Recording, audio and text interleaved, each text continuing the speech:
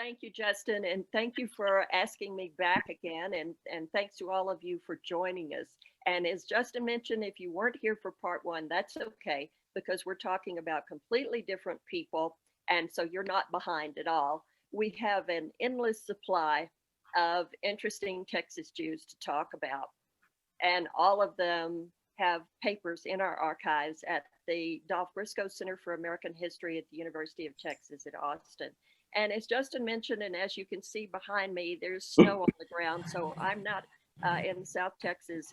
We are quarantined at our cabin in Colorado, and we've had a lot of snow and a lot of wind. I want to encourage all of you to write up your family stories and add them to our collection at the Briscoe. And I also want to encourage you to join the Texas Jewish Historical Society. And I see some familiar faces, and I know some of you are members and some of you that were with us before, and some new faces as well.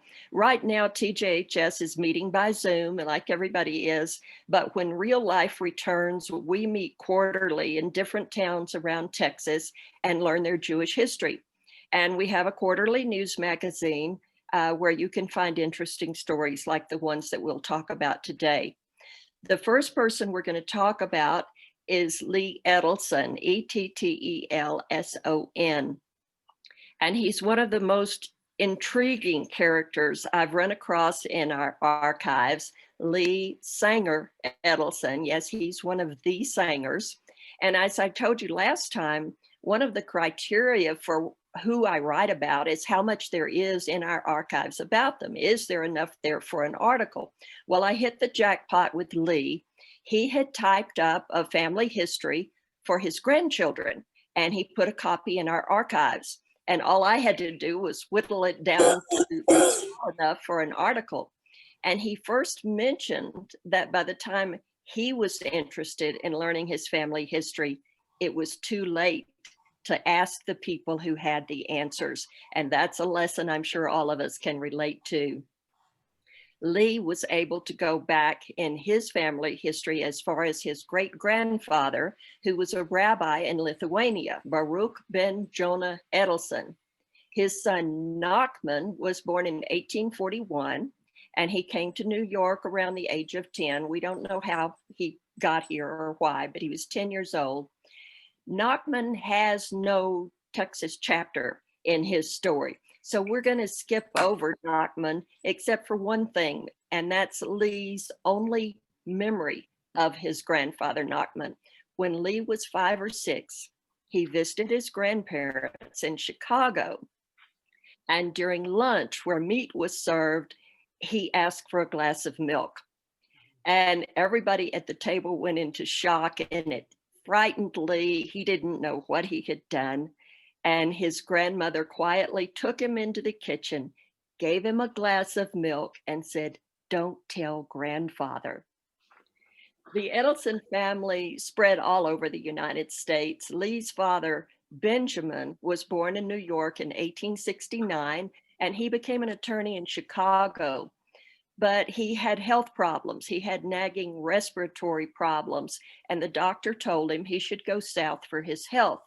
Well, they had cousins in Waco, so they went to Waco. And that's where he met Rose Sanger. They fell in love and married and returned to Chicago because of Ben's career. And Lee was born there in Chicago in 1898.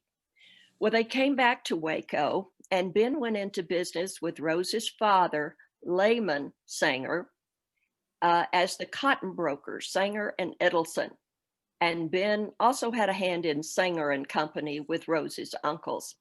Let's talk about Lyman for a bit, because the Sanger family is quite prominent in Texas Jewish history. Lyman was born in Germany in 1838. His parents were Elias and Barbetta, and they traded in grapes and wine, and they made wine. And Elias also had looms for making flannel, and he'd take his wagon to the Sunday fairs with Barbetta riding on top of the wagon. They had 7 sons and 3 daughters. They sent the oldest son to America in 1852, and he ended up in McKinney. and set up a business. And he did report some religious prejudice, but he did okay in McKinney. Layman became eligible for military service in 1854, and that's when a lot of Jewish men decided to head for America because you didn't want to be in the military, especially the Tsar's army. When Layman got here, he was a peddler. He was a cigar maker in Montreal for $2 a month, and he fell in love with a Toronto girl. And after they married, Layman got Texas fever, and they moved to Weatherford, then Decatur, and then joined his brother in McKinney. Decatur was just too dull for them. The only amusement in Decatur was when the stage came through with the mail or if there were rumors of Indian unrest. Layman and his brother served in the Confederate Army, and after the war, Layman settled in Waco. Lee told an amusing story about an uncle who went on a buying trip to Mexico and got a deal on a whole carload of sombreros, and they filled a warehouse for years. And he thinks there may still be some sombreros hidden away in a storeroom in Waco, and they never stopped teasing their uncle about them. Eventually, Ben, Lee's father, took the family to New York around 1928, and Lee was confirmed there. Rabbi Stephen Wise praised his voice and his stage presence, and so Lee thought about becoming an actor, but he didn't believe he had a leading man's good looks. And then he realized later it's really the character actor who's never out of work. To Lee, though, his grandparents' home in Waco always seemed like home. An aunt and uncle lived in the house too. There was a picture of Queen Victoria over the couch, and Lee never found out why that picture was there. He told a story about his grandmother in 1873. There was a lot of yellow fever in Texas in 1873. And if you've ever visited an old cemetery, you may have noticed all of the folks who died in 1873. Well, Layman's sister, Sophie, came to visit from Calvert. And remember, I mentioned all the Jews who lived in Calvert in our last session. They had a very large Jewish community. So the Waco Board of Health wanted everybody from Calvert to leave town because they had yellow fever there. And grandmother Isabella told them she would, quote, shoot the first man to cross her threshold, and she was left alone. Another story Lee told about his grandfather, Layman. He loved music, beer, and strong cheese, especially Handkäse cheese. He liked it really ripe. And one time there was a terrible odor in the dining room, and Aunt Sophie thought that an animal must have gotten trapped in the wainscoting and died, and she wanted a carpenter to come and tear that wall apart. And then one day, Lee chased a ball that had rolled under the dining room table, and he found a plate of Handkäse, which had quadrupled in size, turned blue-green, and stank to the sky. Grandpa had put it there to age, and then he forgot about it. Grandpa Layman somehow gained control of the streetcar line through default on a bond or something like that. And so he rode back and forth on the streetcar every day to be sure the conductors were registering every fare. And he finally got tired of that, and he never rode the streetcars again. Lee had other childhood memories that tell us about life in Waco before the war, World War I. Layman died in 1911 and Isabella in 1923. Layman also, by the way, wrote a biography as well as a history of Sanger brothers. Lee served a hitch in the Army, and then he moved to Los Angeles from 1919 to 1925, and then he lived in Chicago in the early 1950s. And I thought, well, what happened in between there? Because Lee didn't mention that in his family history. His family history is rich in detail until he became an adult. So to find out when I came home, I consulted my dear friend, Mr. Google, and some of what I found was unsettling. And this was what I was referring to last week when I told you I found out some surprises about Lee through Google. He married 3 times, and he was in the newspaper business as editor or publisher for the New York America, the San Francisco Examiner, the San Francisco Call Bulletin, and the Chicago Herald Examiner, which was part of the Hearst chain. Now, Hearst papers, as I'm sure you know, were known for their yellow journalism, sensationalism. It was the Fox News of its day. And Lee got involved with union activities, but not in a good way. In 1948, a pamphlet was published called The Mysterious Stranger, which was the story of a retired newspaper editor from San Francisco named Lee Edelson, Ettleson, not Ettelson, a Hearst man who was, quote, an expert at red baiting, race baiting, and labor wrecking. It claimed Edelson told company men how to weaken the union from within, how to isolate workers from their leaders. Hearst papers encouraged vigilante violence against striking union workers in San Francisco, and Hearst initially praised Hitler and Nazism as a response to communism and promoted the proto-fascist slogan, America First. In fairness, though, we should also mention that Hearst did a lot for Jews during the Holocaust and was one of the few newspapers speaking out.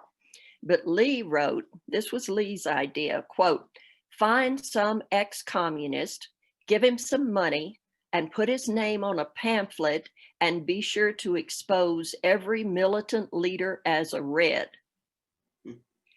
I was shocked and appalled when I read this.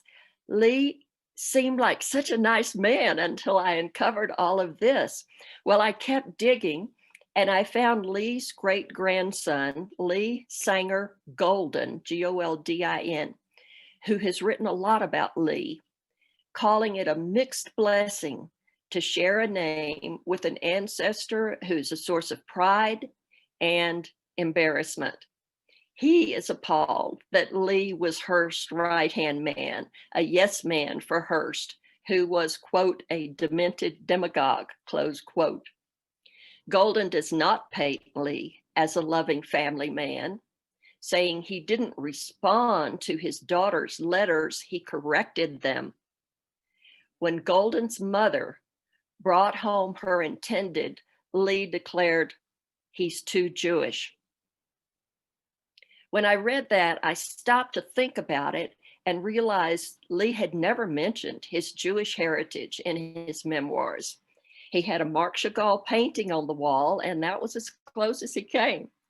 It was later donated to the University of Chicago, and he hid his Jewish ancestors from Hearst.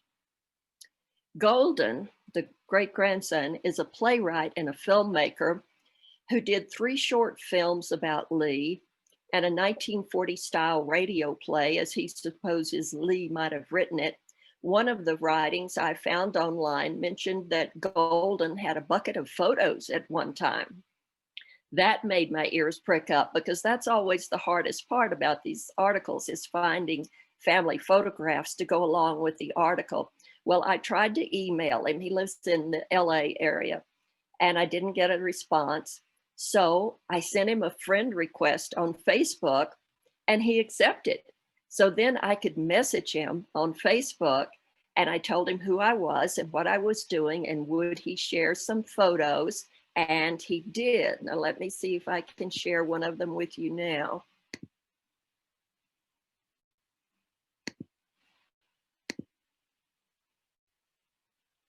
Can you see that one? So that's a picture of Lee in his newspaper business.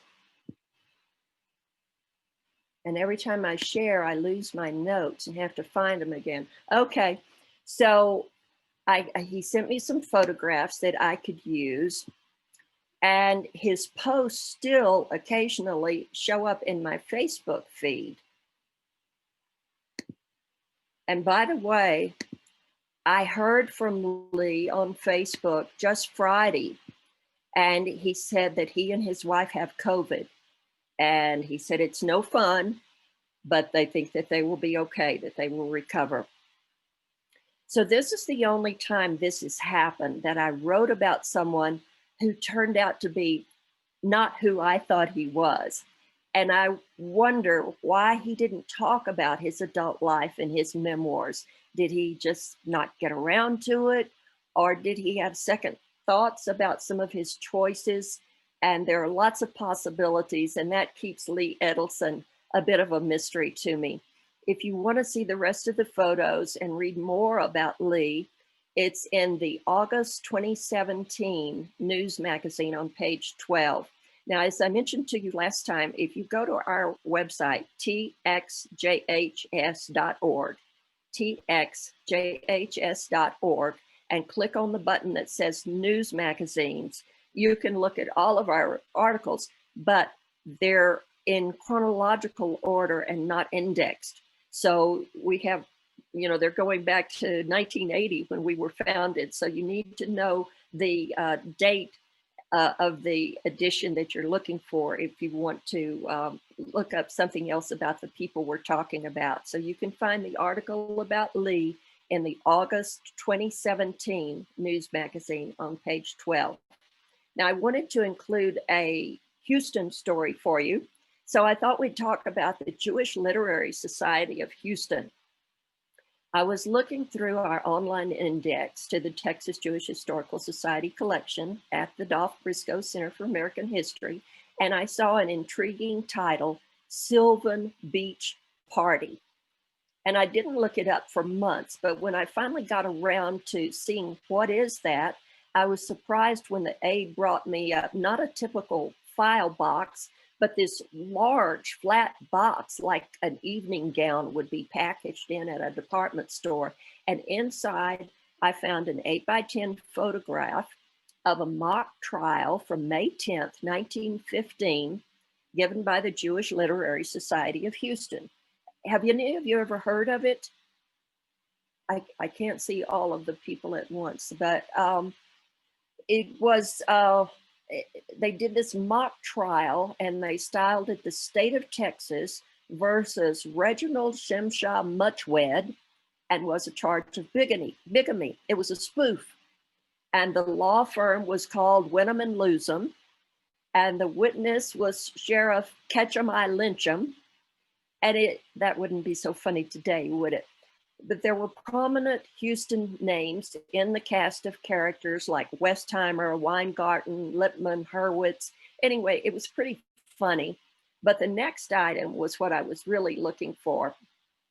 It was an amazing panoramic photograph of the Sylvan Beach Party of 1913.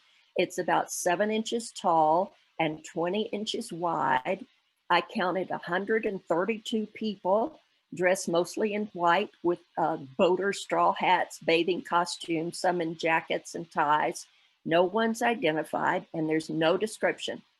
Well, I had to find out what that was all about. The photograph was awesome, especially for 1913. Let me show you that picture.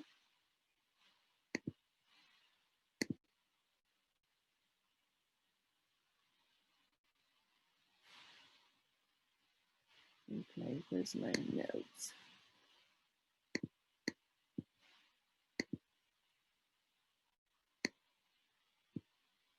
I thought this was the most amazing picture. And I found out that I had to research and found out that Sylvan Beach is in LaPorte. So I looked to see what else we had in our archives about the Jewish Literary Society. And we have their bylaws, their constitution, a history from 1906 to 1916, a roster of members of 1916, and some other papers. The society was organized to promote culture and character along lines approved by Jewish thought and ethics. And soon they supported any literary, musical, scientific undertaking, a library, Other arts, they had this annual mock trial that I told you about, a boat ride to the San Jacinto battleground, a declamation contest, a seder, a Purim ball for children, a carnival ball, a New Year's ball, a musical, monthly literary meetings, dances, debating club, orchestra, athletic events, including girls' basketball. They taught English and American ways to new immigrants. And Bertha Westheimer directed a vaudeville show.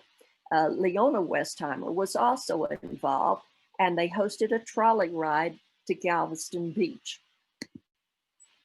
It all started when Max Flaxman, H. Grossman, and Boris Litowich called a meeting to organize a Zionist society at Adat Yeshurun.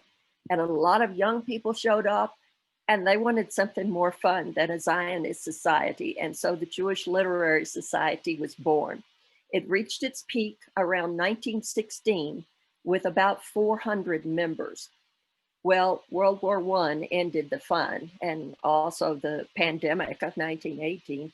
They disbanded in 1920, but it had a good 10-year run. And Rabbi Henry Bernstein said it filled a grievously needed want among the young Jewish people of Houston. You can see this photograph again in the December 2015 issue of our news magazine, or you could see the original in our archives as soon as the archives reopens. Of course, it's closed right now. You can find out more about Leona Westheimer in my article from July 2010 called From the Footlights. It turned out Leona was quite interested in dramatics. And when that article came out, a contemporary family member contacted me and said she had no idea Leona was theatrical in her younger days. One day when I was rooting around in our archives, I ran across a folder labeled Surveys and Questionnaires 1991 to 1993. It was a project of TGHS to send out questionnaires for folks to fill out about their families. Names, dates, occupation, how and when they came to Texas, that sort of thing. It also asked for family stories, but I found very few family stories included in this dry recitation of names and dates that came back to us. And that's great for folks doing genealogies, but they don't make the people come alive. So it's your stories about forgetting a plate of cheese under the dining room table. Those are the things that we find of interest 100 years later. So be sure to include your family stories when you write your family history. It's kind of like vacation photographs. Great, that's a mountain or that's the Eiffel Tower, but the only ones you stop to look at are the ones with people in them. And then you turn the photo over and it's not labeled and you no longer know who it is. So be sure to label your photographs. And if you turn photographs over to our archives, they must be labeled or they won't take them. And give an approximate year as well. So anyway, I took these questionnaires and I went to findagrave.com, which is my favorite website for research. And I looked for obituaries and I also asked Mr. Google again, and I did get some interesting stories. So I want to share one of those for you. Albert Matthias and Maurice Schwartz of El Paso. And I did a Zoom program for Temple Mount Sinai in El Paso. And so I wanted to have an El Paso story for them, and I'll share it now with you.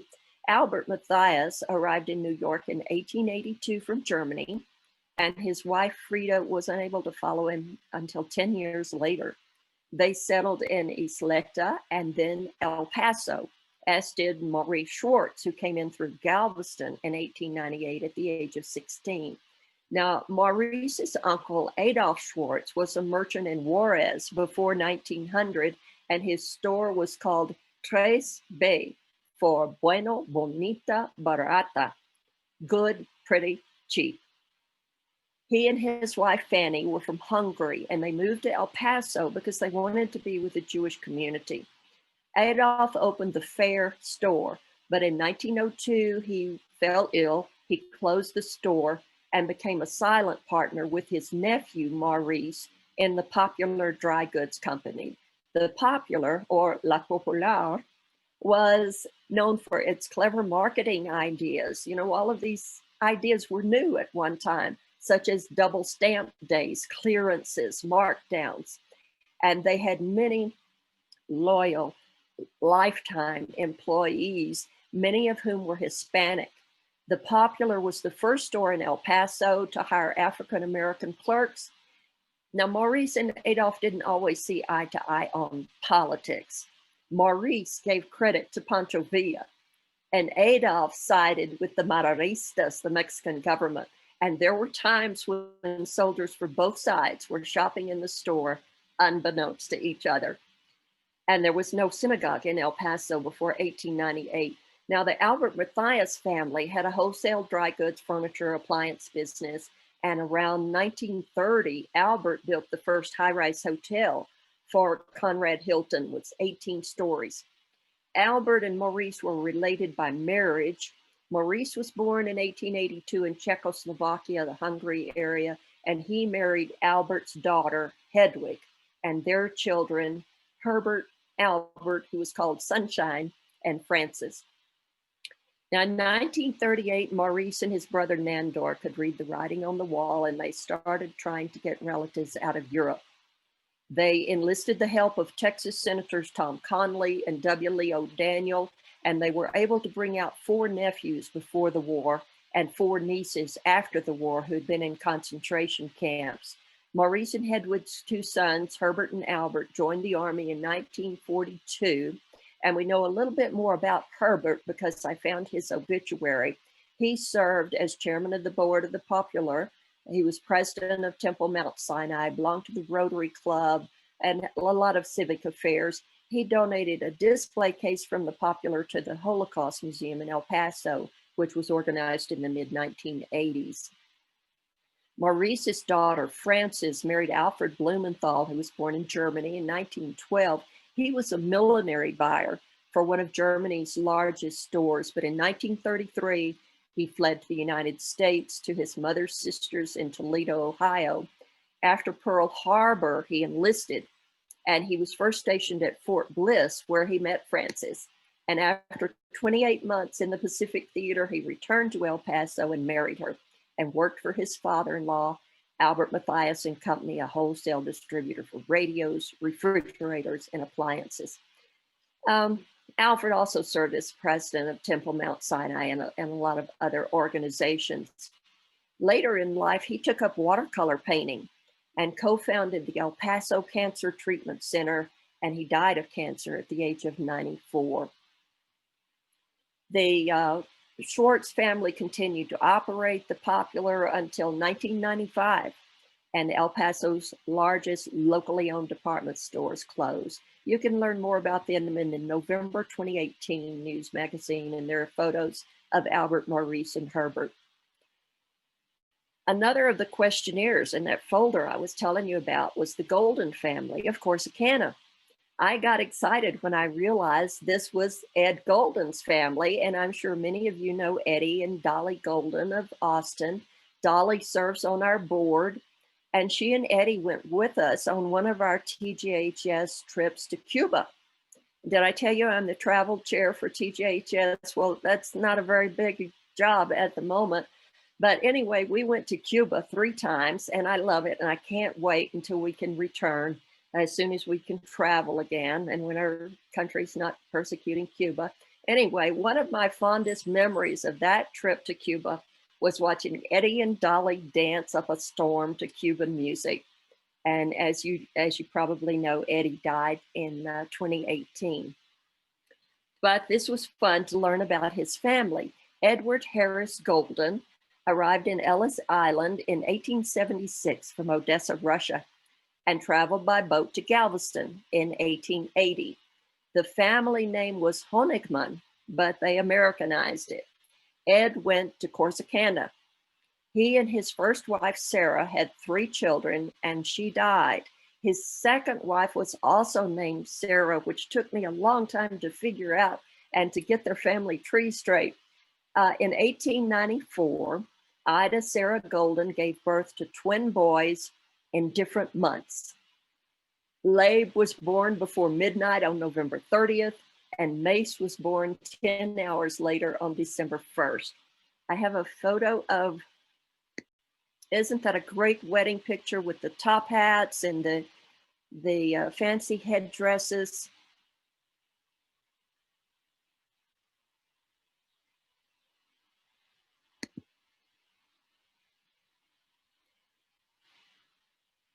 Mace used to joke that a young doctor delivered Labe and thought he was through. But when he came back later, he found Mace. They were identical twins, and they had a lot of fun with that. Their teachers had to put labels on them and finally had to put them in separate classes because you couldn't tell them apart. Well, a Corsicana cigar maker named a line of cigars after them. The Gold Twin cigars had their pictures on the box. Before they opened their own store, Gabe and Mace clerked in different stores, which sometimes confused customers who thought there was a clerk following them around town as they went from store to store.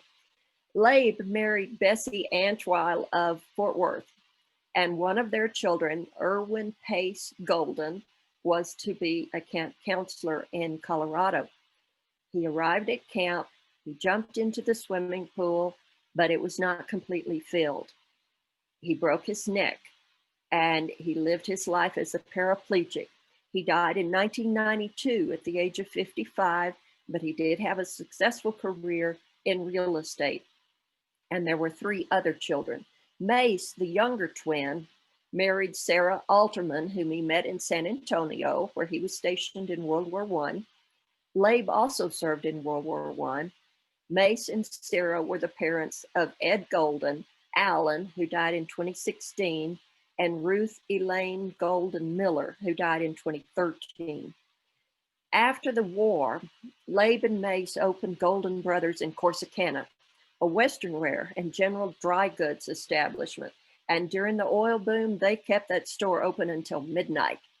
Business remained good for them even during the Depression, and they only closed the store for Jewish holidays. Now, at one time, Corsicana had so many Jewish businesses downtown, and they closed for the High Holy Days. So the other stores closed too, because there was nothing happening downtown on those days.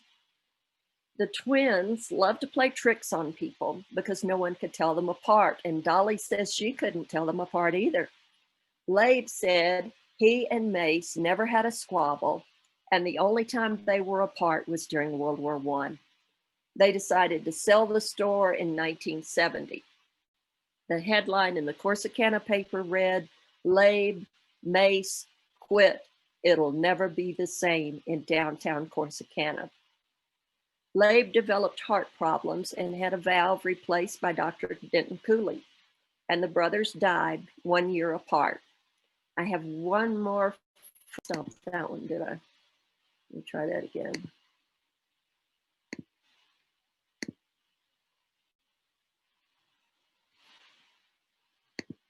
Okay, are you looking at the family, at Yes. the picture of the Golden family? Yes. Okay.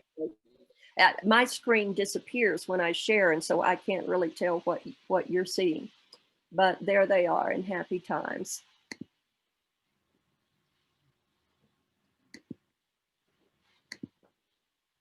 If you want to learn more about the Golden brothers, it's in the same issue as the Matthias Schwartz brothers that we just talked about. So that's November 2018 on page 16. And the picture of the wedding picture is in there as well. I mentioned I'm the travel chair with TJHS, and I can't resist a good road trip story. And Henry Mayer had one, and he left a handwritten memoir in our archives. Henry was born in 1817 in Germany. He was one of 7 sons, and he had 3 sisters. His family were wine merchants. His mother, that's the second wine merchant family we've had today, isn't it? His mother, Gertrude, did all the housework except the washing. Once a year, women were hired to take the clothes to the bleaching grounds where they were washed and bleached and then left to dry on the grass. How could you do this once a year? Henry says the brothers had 100 shirts and linens too numerous to mention. Gertrude spun flax grown in their fields. She had it made into cloth, and she had the tailor come to their home where she could watch him and make sure he wasn't wasting cloth. And the baker came to their house too. Well, when Henry was 18, he decided to try his luck in America, and he joined a party of young people who were heading to Paris. Henry hired a wagon and collected baggage fees from the party, so he walked for free. Everyone walked the whole way. He spoke French, so when they got to Paris, he conducted any business that was needed for a fee. The group then walked to Le Havre, where that's about 100 miles away, and they booked passage there for America. Now, unfortunately, Henry encountered a pickpocket who took everything he had, including an old silver watch that had belonged to his father. After 2 months on board the ship, they arrived in New Orleans. And he's, much to his surprise, he's walking down the street in New Orleans and he spotted an old friend of his, Samuel Kaufman, standing outside a restaurant with a napkin draped over his arm. He was a waiter. Well, Sam quit his job and teamed up with Henry as peddlers with a pack. And soon they were able to buy a one-eyed horse, and they tied the packs on. And Sam was small enough to ride on top while Henry led the horse. Then they were able to buy a wagon, and then they were able to establish a store in Richmond, Virginia. Henry's friend, Bernard Cohen, and his wife, Regina, or Rachel, lived in Philadelphia, and their daughter, Rebecca, recorded their family history, and it's in a different box in our archives. I don't want to get us confused by too many characters, but I have to tell you about Lewis, who was Regina's uncle. He was shipwrecked and captured by Indians, and thinking fast, he made the signs of Freemasonry, which gained the goodwill of the chief, who gave him safe passage to a town. He became ill, but a widow with children took him in, nursed him back to health, and they fell in love and married. Though Lewis confessed he had nothing, his bride took him to a large Philadelphia store, walked into the private office, and introduced her new husband and asked that everything be turned over to him. So Lewis always landed on his feet, and he managed her firm for years. But let's get back to Rebecca, who recorded the Cohen family history, which is filled with interesting episodes and characters, but it'll be easier for you to digest if you read it in the news magazine, where you can double check on the cast so you can keep all the characters straight. But let's concentrate on Rebecca, the daughter of Henry Mayer's friends, the Cohens in Philadelphia. She was born in 1838. Her parents had a pet monkey. The monkey was jealous of this new baby. And one day a man rang the doorbell and told them there was a monkey on the roof with a baby in its arms. Well, they dragged all the mattresses out of the house and placed them around the house in case he dropped or threw the baby.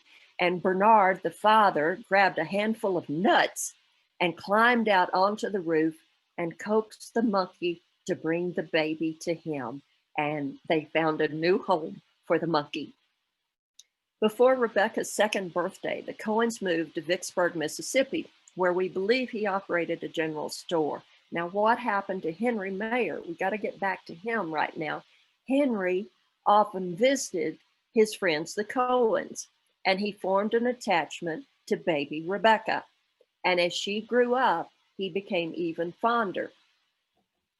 Tragedy struck the family in 1844. It was very hot in Vicksburg, and Bernard went to a funeral. Everybody walked, and it brought on what they called congestion of the brain, maybe a stroke, I don't know.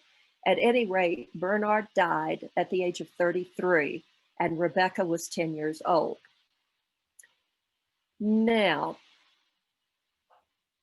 let's digress for a minute to find out what happened to Bernard after he died. They wanted to bury him in Cincinnati, where his parents now lived. The body would travel by boat, but the crew mutinied when they saw a coffin being loaded. So that didn't work. They weren't going to go on a boat with a dead man. So they took the coffin by wagon to a landing for the steamboat. And as they waited for the night landing, there was a great commotion, and people were running and yelling, and the incoming boat and its lights vanished, and the boat sank. So they had to bury Bernard again. They didn't want to put up a tombstone since it was temporary, and then the Civil War came. And you may recall that Vicksburg did not fare well in the Civil War. The city was shelled, the cemetery was destroyed, and they never found the grave again. Now, Regina had moved the family to Cincinnati to be near her parents, and Rebecca went to a convent school.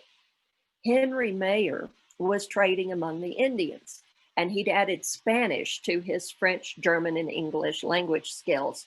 He continued to visit the family, and when Rebecca finished school, they became engaged and married in 1852. The bride was 15 and the groom 35. Their wedding trip was to Chihuahua, Mexico. Rebecca, bless her, kept a diary of her trip, and what an adventure it was, including a riverboat fire and a dramatic rescue. And the first challenge was to hand steady the carriage to keep it from skidding down the side of a hill. They waited in Independence, Missouri for merchandise to arrive from New York. 500 mules made up their wagon train, and Rebecca met her first Indian. He offered Henry 20 horses for her, but it was no sale. Rebecca writes of mosquitoes, buffalo, prairie dogs, wolves. The diary's about 40 pages long. Rebecca and Henry's lives read like a movie script as they lurch from adventure to adventure, many of which take place in Texas. They ran the H. Mayer business in San Antonio and gave Rebecca's stepfather a position there. Rebecca's mother and family lived in San Antonio with them and then in a home of their own. And her stepfather was accidentally shot by a man named Schwartz, who was in turn killed years later by an Italian with a grudge. These were violent times. Her mother put up a big stone fence in the cemetery to keep Schwartz from being buried near her husband. I think I have a photograph of Henry Mayer. Let's see. Yeah, here it is.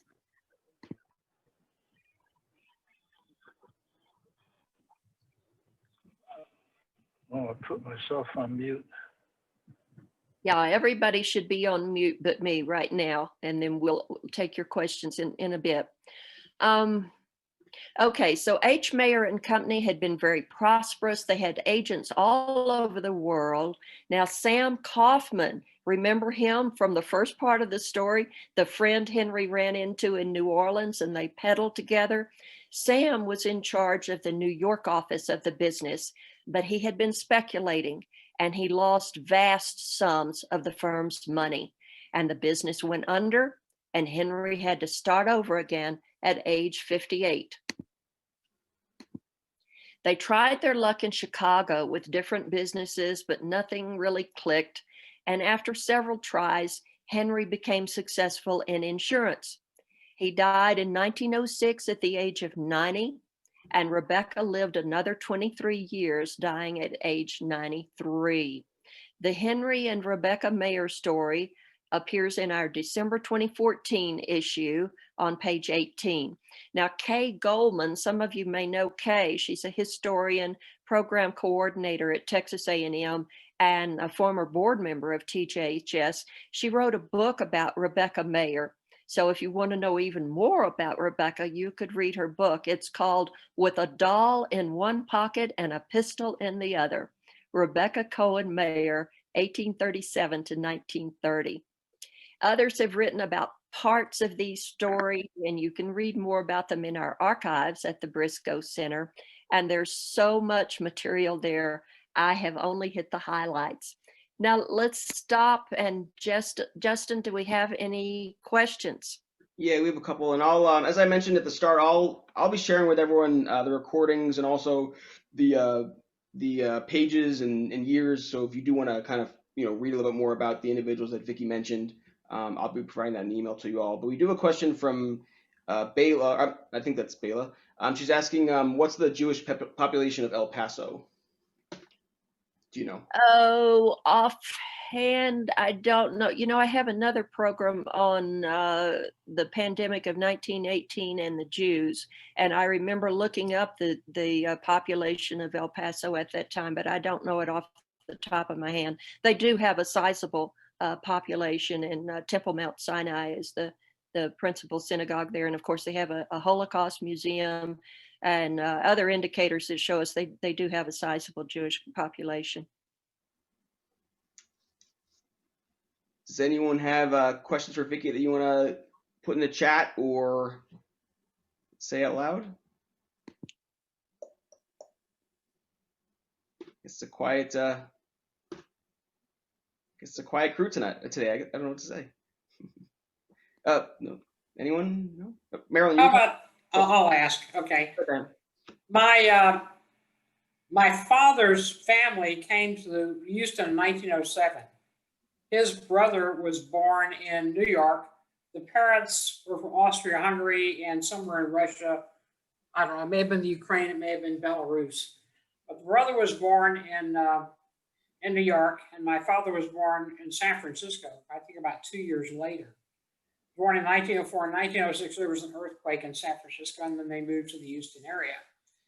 Would any part of my family, we've been in Houston now since 1907. Quite some time. Would there be any interest in hearing anything about the Danberg family? Absolutely. Absolutely. I encourage everybody to write down your family stories. Give us the names and the dates, birth and death. Those are great for people doing genealogy research later on, and include their stories. Tell us what made them who they were, and the adventures, their life adventures. And I think it's fun to read about everybody's story. The people we explore in this speech and the last presentation, they weren't really famous people, except for the Sanger family, but they led interesting lives and they had accomplishments of their own. And it's fun for us to see what their lives were like, and especially like in the 19th century, we can learn so much from their daily experiences. And in years to come, then people will be interested in what happened in 2020. And that's one of the things our society has been encouraging people to do. Write down what it was like for you during the pandemic. And that's going to be history one day. We hope this will be over, and that will be of interest to future generations. Just as I'm interested in the 1918 pandemic, and how did people live, and how did they get through that, and what were their lives like? And there's interest in everybody's story. Everybody has a story. So yes, write yours down, and then send a copy to our archives. You can give it to our archivist, or you can send it to me, and in fact, our archivist, Sally Dreyer, is on the call, and you can send it straight to Sally, and then she gathers things up and puts them into our archives at the Briscoe. So I encourage everybody to do that. Thanks for asking. Marilyn, fireman. Oh, there you go. Can you hear me? Yep. Yes. I just wondered where the museum was, where you talked about where you could see these things in person. Our archives are at the Dolph Briscoe Center for American History, and it's on the campus of the University of Texas in Austin. It has a nice separate building almost adjacent to the LBJ Library. So the next time you go to visit the LBJ Library, you can duck into our archives. They encourage you to make an appointment in advance, and tell them exactly what you want to see, and then they'll bring it out for you. Some of our papers are located off-site, and they have to send somebody to retrieve them, which can take a day or two, depending on how busy they are. But you can look at our index online. You can go to the Dolph Briscoe Center for American History website and look for the Texas Jewish Historical Society collection, and see the index of what all we have there. and see what might be of interest to you to look at. And then you make your appointment online and tell them what you found in the index. I want to look at box 187B because I found that in the index. And then they'll get it for you when you get there. But they do, and it's a small reading room. And they encourage you to have an appointment so they can help you better. And of course, as I mentioned, they're closed right now, but we hope sometime next year they'll be reopened again. I'm really scrambling to write articles right now because I don't have access to our archives. So I'm going through old notes of someday write an article on this, and I wrote down 3 things about it, and now I'm trying to find other things about it. But there's a wealth of interesting things there. It's mostly papers.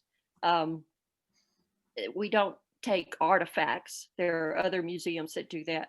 But if you have passports, birth certificates, death certificates, the confirmation certificate, or any kind of family papers like that, or if your family had a store and you have your business records and you're going, what can I do with all this? Then the TJHS collection is the place for you. Sometimes people say, well, I don't want to get rid of this. I want my daughter to have it. Well, your daughter may be interested in it and take care of it, but what happens to her children? They may say, what's this old stuff grandma gave? Let's throw this out. Or it may be hurt by damp or by fire or by silverfish or whatever. So your family documents, they're important to your family. If you put them in the archives, they're in a climate controlled, safe, and secure place where they will be there as long as the university is there, and your great grandkids can come see them there. And if you don't preserve them in that way, then bad things could happen. So we encourage everybody to write your stories, get your photographs, label your photographs, get your family documents together and put them in the archives, and there'll be in the Maryland Fireman collection, there'll be a folder for that.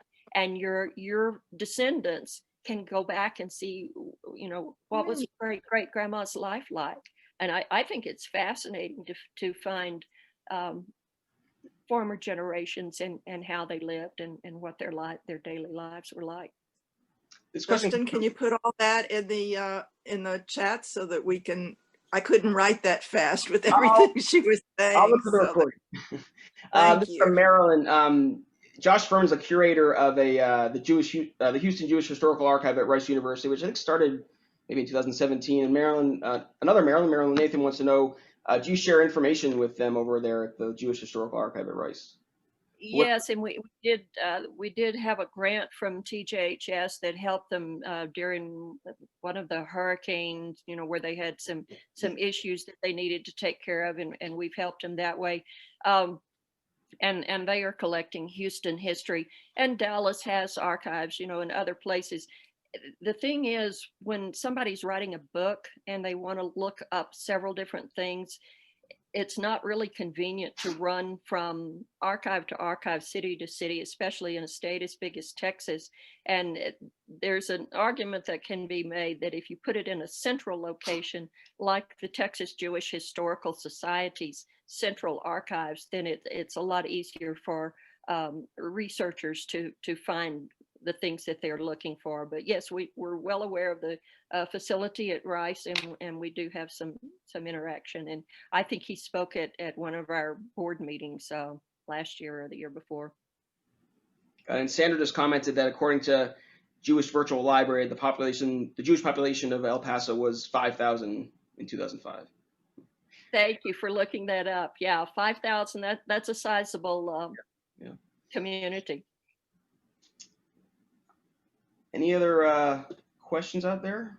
I noticed that Sally has commented in the chat, and Sally Dreyer, I mentioned, as our archivist historian for TJHS, if you want to talk to her about submitting your family papers to our archives.